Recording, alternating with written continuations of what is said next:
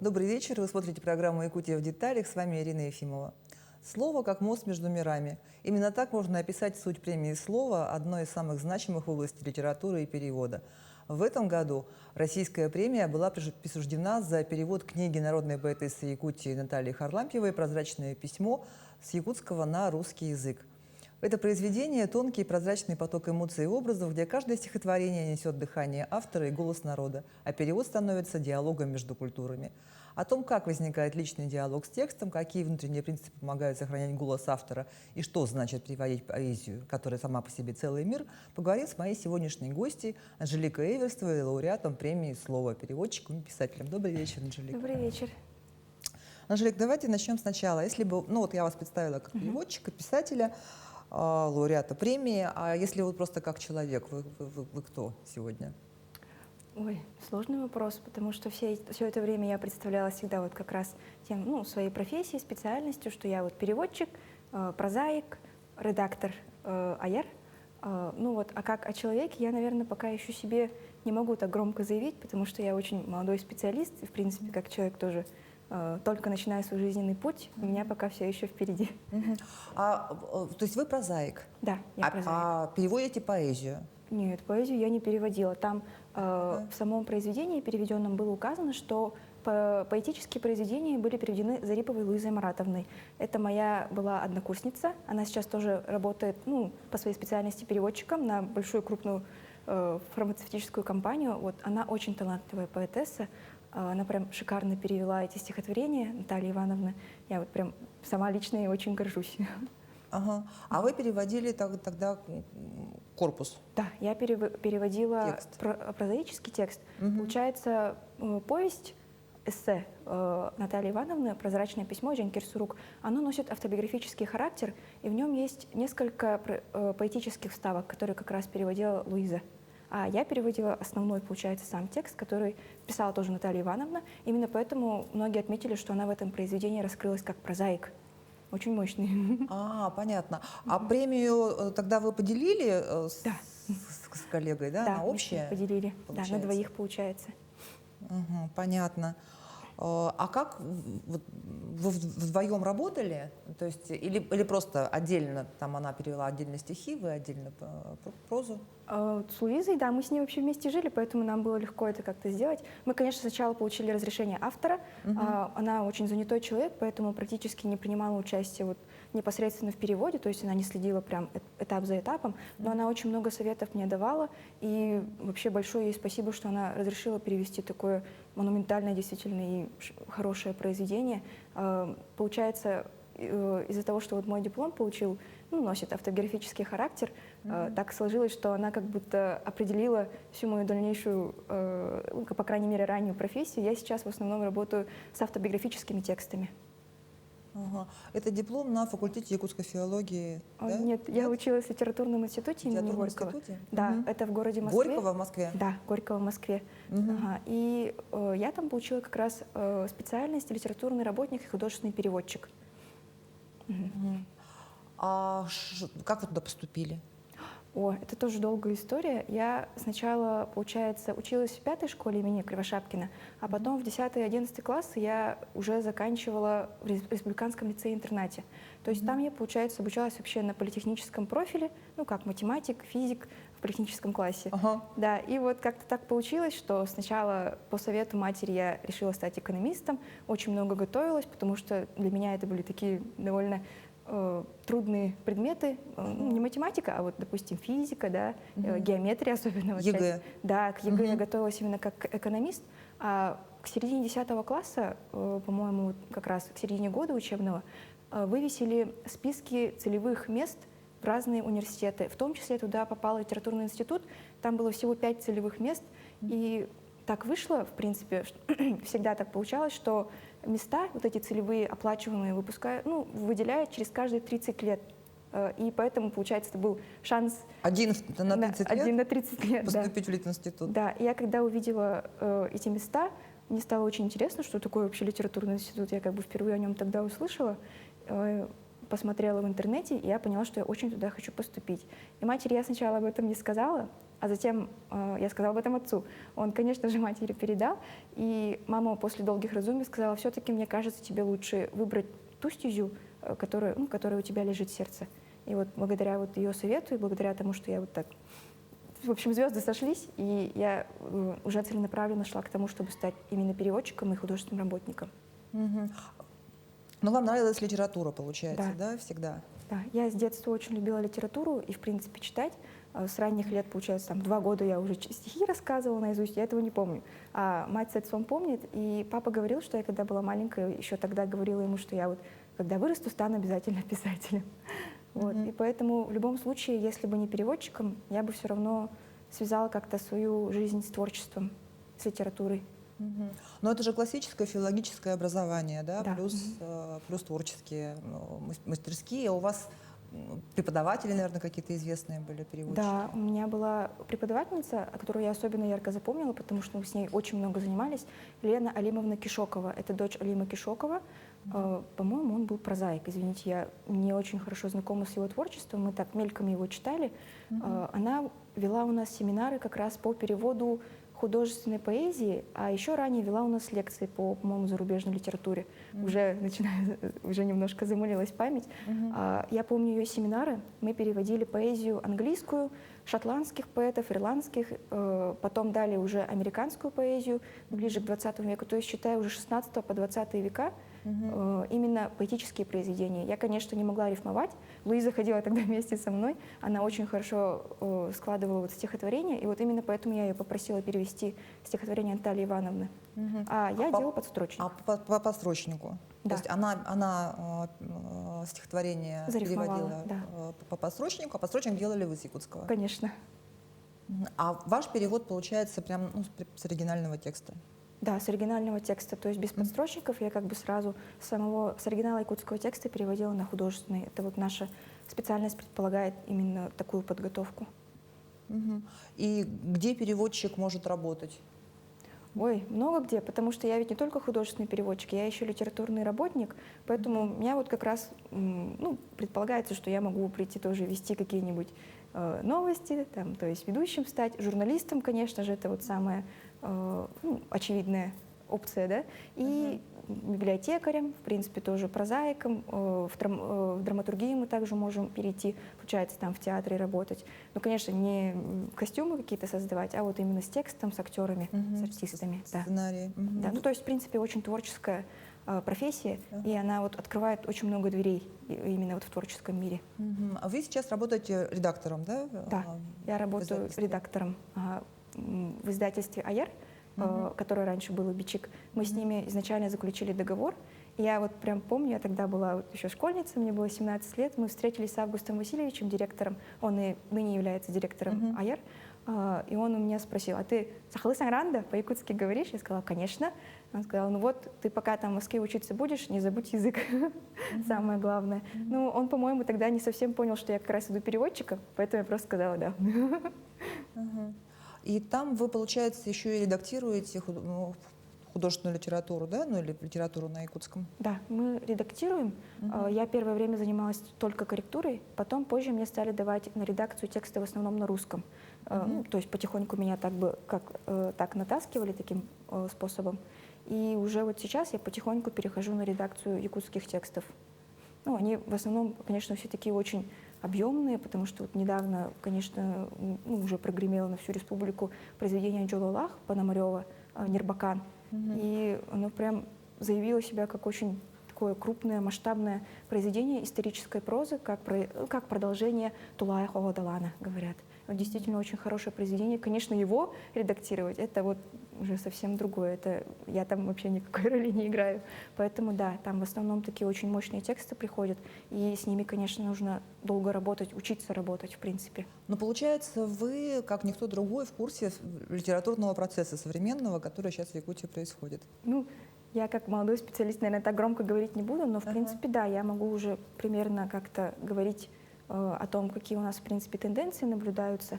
Тем более, что у нас, к сожалению, я недавно это поняла, мы с Аитой Ефимовной это тоже много обсуждали, у нас, оказывается, очень мало критиков якутской литературы, именно носителей языка, и в тех, кто вот прям занимается именно отбором, написанием критических статей, анализом произведений. У нас такого было очень мало. То есть у нас было всего 3 критика, из них остались в живых только одна. Это Аида Ефимовна. И то она больше все-таки переводчик, и критика — это как ее, еще одна ее специальность получается.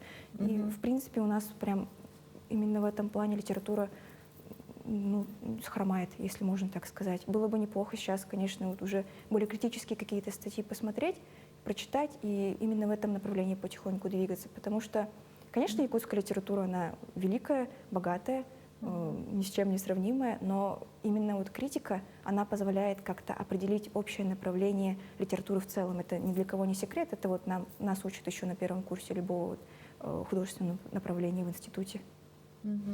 Но вы можете идти в критику тоже пойти, да? Можно, да. Я пробовала как раз критиковать. Я писала сначала, в принципе, такие отзывы на фильмы якутские, потому что как раз был пик. И вот как раз я дебютировала, получается, как прозаик в журнале «Полярная звезда» с текстом на русском языке. Рассказ. Это был небольшой тоже исторический как раз рассказ. Ну, то есть и так чувствуется, что у нас вся якутская литература, она, в принципе, делится на любовную литературу, историческую прозу. Это вот 2 самых мощных направления. И вот я тоже, получается, пошла по стезе, по проторенной дороге и больше углубилась в историческую прозу. И вот вместе с этим историческим рассказом я дебютировала также с критическим очерком на фильм «Чучело». И позже уже на более... Пугало. Пугало, да. Ой, Пугало, извините. Вот уже путаюсь. Да. А потом уже позже, получается, на 4-5 курсах, когда у нас были курсы драматургии, у нас как раз была финальная, получается, как экзаменационная работа, это написать критическую статью на какой-нибудь спектакль. И в основном все выбрали такие уже старые какие-то спектакли, там, западных каких-нибудь, получается, композиции, авторов западных. А я что-то подумала, и мы недавно, в тот день, в тот период, мы как раз недавно ходили в МХАТ с моими друзьями на бурятский спектакль «Баргуджин Токум. Земля веры».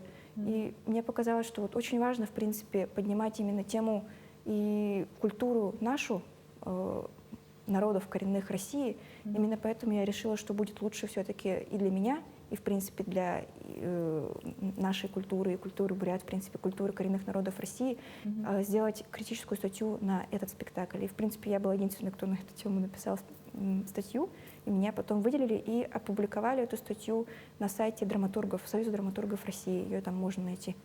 Вот «Земля веры». Но тогда получается и театральная критика, да, и театральной критики у нас тоже нету. Да, у нас вот вообще, в принципе, критики практически нету.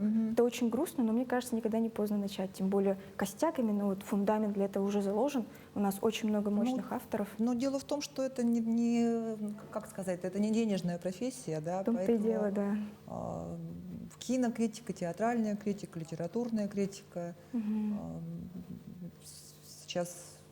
Хотя на кинокритику очень много, очень большой конкурс, там, допустим, да, но тем не менее вот, прокормить себя этим ремеслом. К сожалению, да, у нас, в принципе, вот художественной профессии довольно тяжело себя прокормить, это действительно правда. Я еще когда поступала, подумала, вот, я туда иду по зову сердца, я не планирую на этом прям зарабатывать какие-то бешеные деньги. То есть это было действительно как призвание, если можно так сказать. Ну да, потому что экономистам все-таки как-то там понятно, путь понятен, и, в общем, логика мамы-то, она вполне понятна. Мама, в принципе, была права, да. То есть она, как мать говорила, как человек, который желает ребенку всегда лучшего, но... Но, тем не менее, она поддержала выбор. Да, я это очень сильно ценю, потому что не у всех, конечно, есть такая возможность, чтобы родители могли поддержать. В принципе, никто может, есть люди, у которых никто вообще не может поддержать, поэтому я вот бесконечно благодарна и матери, и своим преподавателям, и школе, школам, которые меня вырастили, получается. Если бы не они, конечно, я бы до такого не дошла. В любом случае, фундамент для этого заложили уже задолго до меня еще наставник Натальи Ивановны, Семен Данилов. Вот он как раз-таки очень много говорил про то, что нам нужны художественные переводы. И, то есть он заглянул прям, считай, в будущее.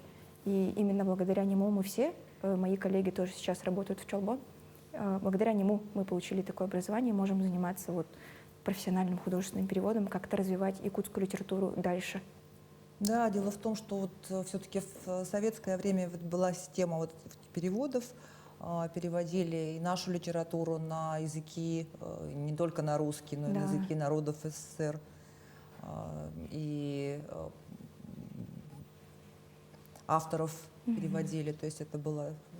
Это была такая мода, если можно сказать. Мгм. И там тоже ставили очень жесткие такие ограниченные сроки. Из-за этого некоторые переводы, кстати, вот советского периода, они требуют доработки. И, в принципе, поэтому нам всегда говорили, когда мы учились еще в институте, что любой перевод, даже вот если он относительно свежий, то есть 20-летней давности, его все равно можно взять и переделать, то есть найти оригинал и перевести заново. Всегда есть что-то новое.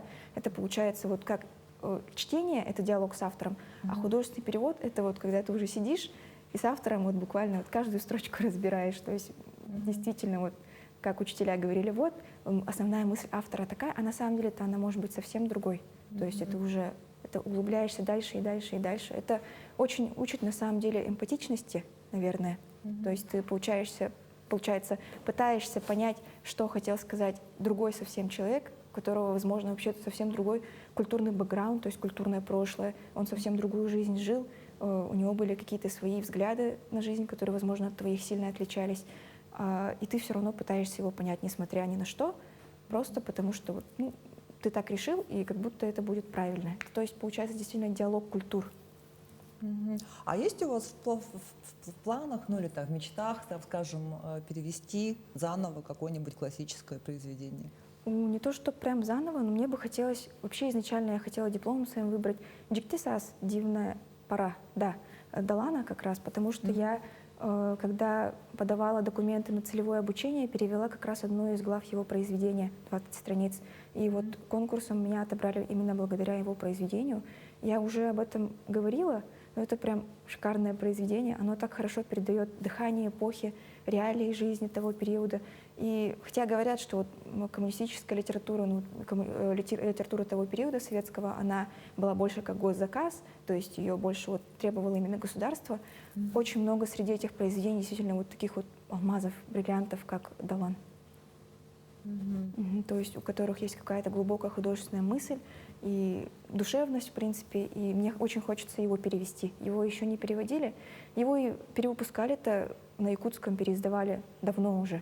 Хотелось бы еще раз увидеть его переиздание в какой-нибудь хорошей, красивой, шикарной обложке и перевод, конечно же, прочитать, посмотреть, как он зазвучит на русском языке. Да, вот насколько вообще переводчик может быть соавтором текста? Ну вот мы знаем, допустим, был популярен очень Харуки Мураками, да, вот японский автор. Но это во многом благодаря Дмитрию Коваленину, который переводил его с японского блестяще все его там произведения. Вот насколько вот роль переводчика, она... Ой, она, если это прям переводится на язык, который носители вообще никак не знают, ну то есть не условно с белорусского на русский, да, которые еще вот как-то они близки, можно что-то понять, или там с якутского на татарский, да, а если это, допустим, с английского на русский, Ну или с якутского на русский. или с тоже якутского на разные русский, абсолютно да, языки. это очень большую роль играет, потому что носители они никак не могут с этим сравнить. Это могут сказать только вот пара экспертов или вот носители языка, которые знают и тот язык, да. Именно поэтому, кстати, была такая история, что Чарльз Диккенс не такую большую популярность завоевал в России, потому что у него был очень специфический английский юмор, и его переводчик изначально не смог передать. Именно поэтому вот говорят, что вот, ну, в принципе в этой среде говорили, что неплохо было бы перевести Чарльза Диккенса, там, его там произведение Дэвида Копперфильда, допустим, потому что это тоже такое монументальное произведение, оно очень смешное, очень такое яркое, но на русский язык оно вышло не очень удачно. Тем не менее, я когда была маленькая, как раз прочитала его изначально на русском, оно мне очень понравилось. Да, прекрасный перевод, мне кажется. Да, ну вот, но именно вот эксперты, когда мы учились, тоже говорили, что из-за того, что вот немножко не так его перевели, он не такую большую популярность завоевал в России, какую мог бы, ну вот, если бы да как бы. Ну и разные переводы, там, не знаю, классические примеры, это вот моя любимая книга «Алиса в стране чудес», да? Ой, да. Вот, и есть перевод Димуровой, есть перевод Захадера, есть перевод Набокова, он называется Да. «Аня в стране чудес», есть перевод Орла, вот, и они все такие разные. Я читала как раз Захадера, а потом позже уже чисто из интереса читала Набокова, Ну, тоже у нас, когда нам объясняли, что такое, в принципе, художественный перевод, говорили, вот есть подстрочник, есть художественный перевод, а есть адаптивный, то есть получается вот как... Да, грубо, госпоже Аня. правой ноги Да, в такую-то губернию. Да, вот. И поэтому мне стало очень интересно, в принципе, как это работает. И мне кажется, что вот такой вот адаптивный, когда ты полностью переделываешь реалии, это немножко неправильно все-таки. Это не художественный перевод, это ну, действительно адаптация. Это как снять фильм. Ну, вот сейчас он особенно нашумел, там «Грозовой перевал», да? То есть там, получается, режиссер такой уже нашумевший тоже, и он как-то совсем по-другому подал это произведение, которое было тоже очень глубокое, в очень разных, получается, гранях сверкает именно как произведение литературное, а фильм, он вышел ну, совсем другим. Это вообще не та книга, которую мы читаем.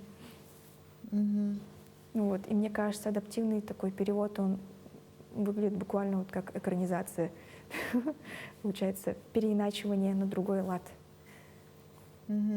Потому что перевод художественный — это в любом случае диалог культур. И диалог культур не может состояться, если мы будем прям все переделывать под себя и какие-то вот темы, получается, опускать, не затрагивать, реалии какие-то совершенно полностью переделывать или менять. Ну, это уже не диалог культур, действительно, это уже совсем что-то другое получается. Ну вот теперь давайте про премию теперь. Да, это же признание, ответственность. Вот когда узнали о победе, какая была первая эмоция вообще? Ой, Что-то поменялось после этого события? Ну, мы там сидели, я помню, финалисты, получается, и одну девушку, у нас было 3 финалиста именно вот в молодом авторе, да, и одну девушку я знала, она была башкирка, мы с ней до этого как раз в прошлом году ходили на конференцию «Большой стиль», и я болела за нее, если честно, больше, то есть она тоже, по-моему, она была моя погодка, она работает тоже в редакции, молодой редактор, автор тоже, переводчик, и она перевела произведение очень известного башкирского автора, я за нее болела. Но я, конечно, когда услышала свое имя, как-то немножко сначала растерялась, и что-то как обычно, так встала, так по стойке смирно, что вот я вот Анжелика Вересцова, я такая, да, есть, и выскочила и побежала. И я даже не помню, если честно, что я сказала после благодарности Аите Ефимовне и Наталье Ивановне Литинституту, потому что там такая была большая толпа, и в принципе, получается, впервые такую большую премию мы получили. Мы, как республика, как якутская литература в целом. Я прям подумала, нужно, главное, сказать очень аккуратно, чтобы никого не задеть и сохранить как бы лицо. Потому что я всегда, когда на таких мероприятиях говорю, я говорю не только от себя, я стараюсь говорить от лица, в принципе, республики литературы, потому что это не только моя ответственность, это не только моя работа, не только моя судьба, профессия там, и многолетний труд. Это всегда работа тех, кто был до меня, и тех, кто будет после меня. Именно поэтому я не считаю, что эта премия прям исключительно моя заслуга. Нет, ни в коем случае. Это заслуга всех тех, кто для этого трудился. Ну и, конечно же, нашей республики, потому что я училась не на бюджете, я училась на целевом, то есть за счет нашего Министерства культуры, за счет наших организаций. Это все налоги народа. То есть я в этом плане патриот, и я считаю, что я так возвращаю долг жителям республики, своему народу и своей культуре. То есть это вот то, что я обязана была сделать в любом случае. Если не эту премию, то в какой-нибудь другой стезе я бы обязательно постаралась проявить себя, чтобы вернуть этот долг. Я не чувствую, что вот я прям очень сильно обязана, просто вот я чувствую именно поддержку. Я все это время чувствовала какую-то поддержку, потому что столько людей за меня болели, и хотелось, конечно, оправдать их ожидания, и как-то вот я все равно чувствовала поддержку даже всей республики, несмотря на то, что вот мы тогда были маленькие совсем, школьники, только выпустились, пришли учиться, да, и все равно то, с каким пониманием к нам относились наши руководители, преподаватели, наши вот кураторы из республики, я вот через них чувствовала, как сильно нас поддерживает, в принципе, и государство наше, и наш народ, и поэтому я считаю, что вот я так говорю вам всем огромное спасибо. А произведение, вот это вот, почему именно оно? Это ваш выбор или это вам сказали перевести его? Как это вообще получилось? Я вот как упоминала, я хотела сначала перевести «Диктисас», но это очень большое произведение, действительно, и я с тем багажом опыта, который был у меня к 5-му курсу, Не конечно. рискнула, да? Ну вот да, я бы просто не осилила такой большой объем, а мне хотелось какое-нибудь полное произведение, чтобы оно тоже имело такое вот Ну, не большое отрывок, а значение. чтобы законченное было. Да, именно законченное такое произведение, которое могло бы какое-то представление дать о литературе Якутии, особенно о современной литературе. И я посоветовала с Саидой Ефимовной. Она сказала, попробуй перевести вот Наталью Ивановну Джанкирсурук. Мне кажется, она не будет против, она тебя только поддержит. И вот она меня действительно поддержала.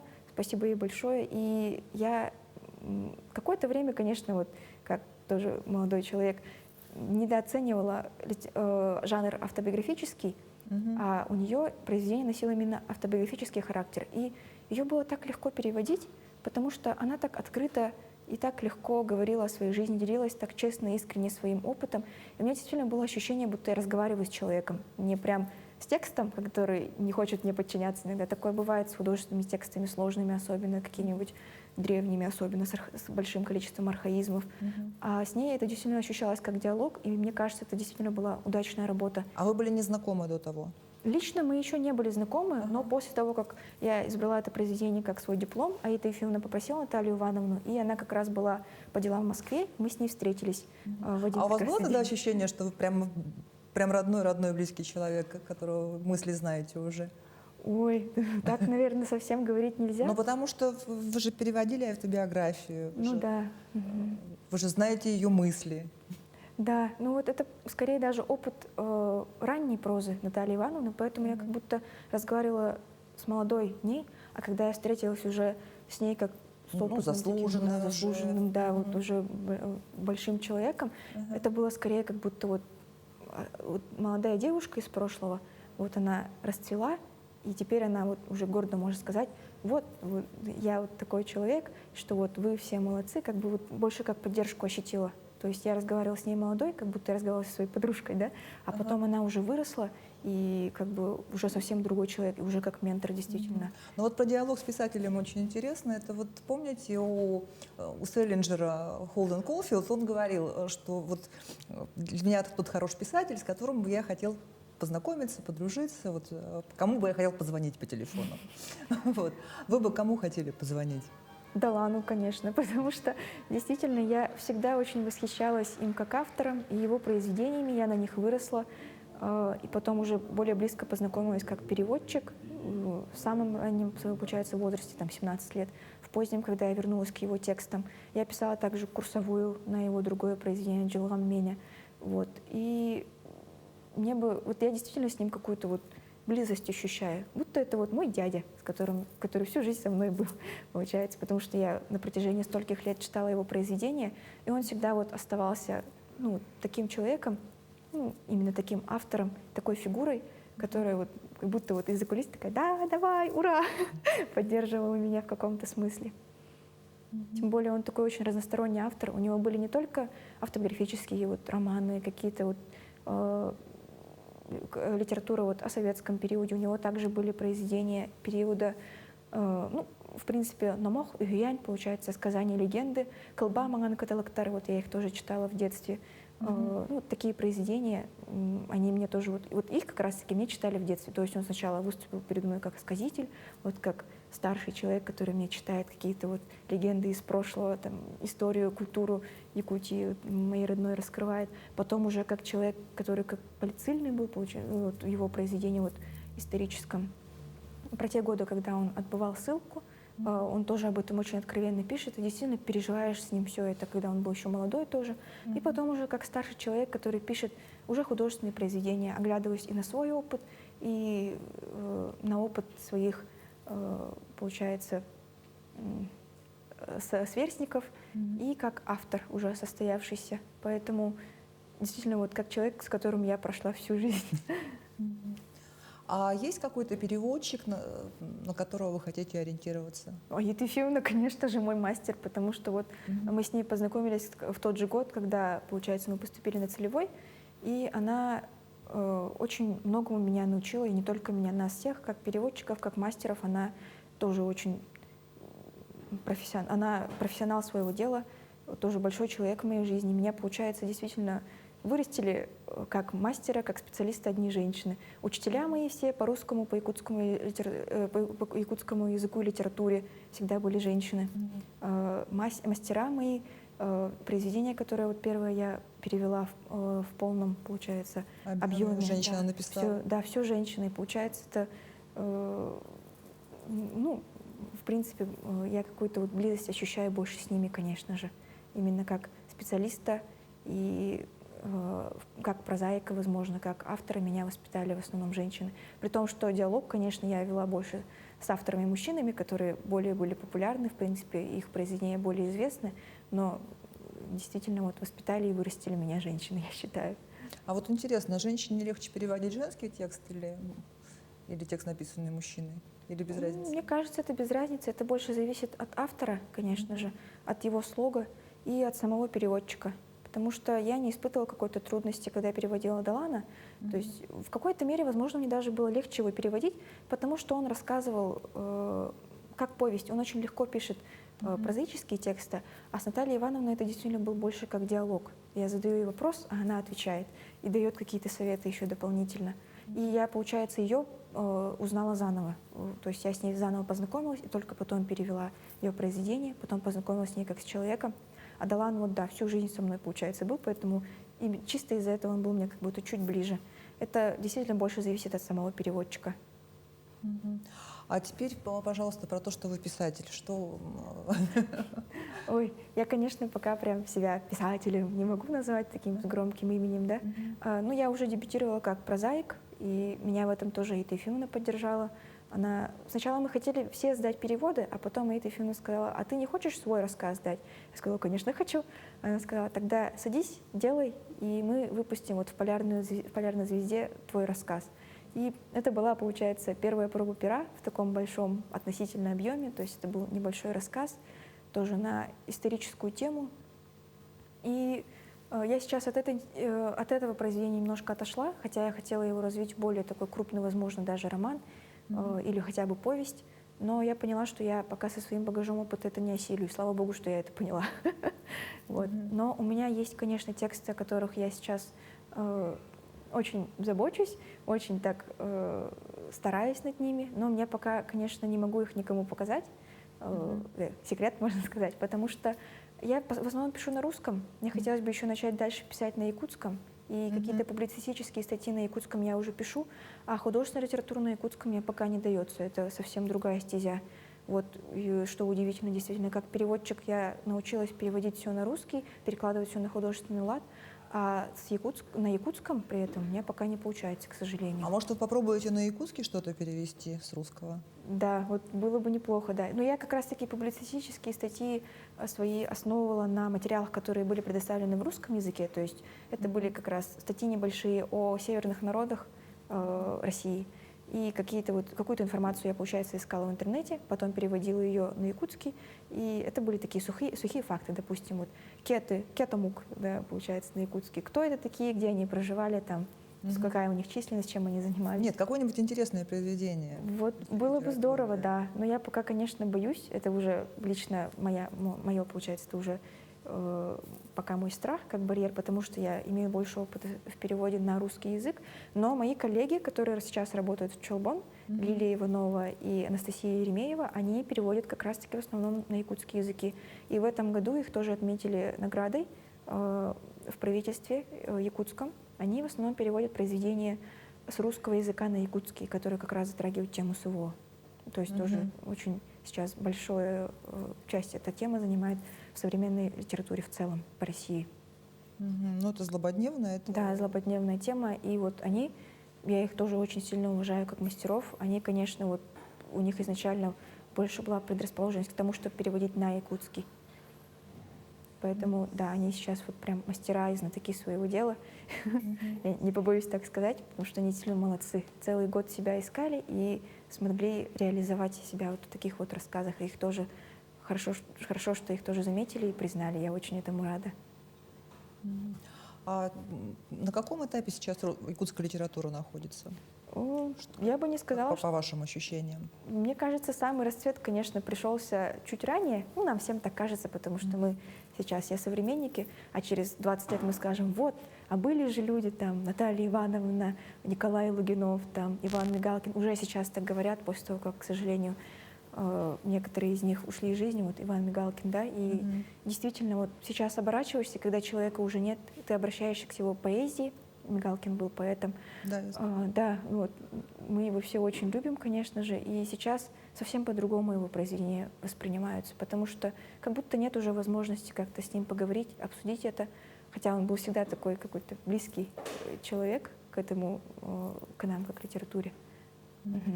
Вот, и как бы сказать, в принципе, ну, в целом, я бы сказала, что якутская литература сейчас активно развивается, поэтому нам еще идти дальше и дальше, покорять новые высоты всем. И тем, кто еще не написал свои произведения, и юным специалистам, и уже имеющимся у нас большим авторам. Огромное спасибо вам за беседу. Вам спасибо большое, что пригласили. Удачи во всем. Ну и это была программа «Якутия в деталях». Меня зовут Ирина Ефимова. Смотрите нас по будням в 19:15. Расскажем обо всем в деталях.